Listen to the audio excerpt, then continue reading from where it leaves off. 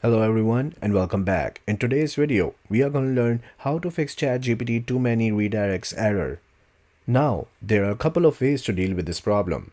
Open your web browser. Now click on the three dots at the top right. Now go to settings. Once you're in the settings, go to privacy and security. In the privacy and security section, you'll find the cookies option. Go to cookies. Now scroll down and go to all site permissions. Now search for OpenAI here. Now delete all the permissions related to OpenAI.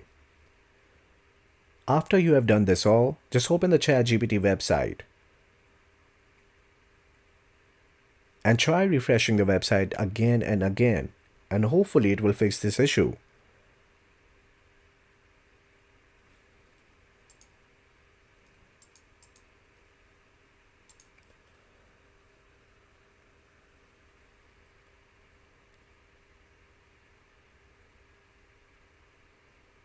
And that would be it.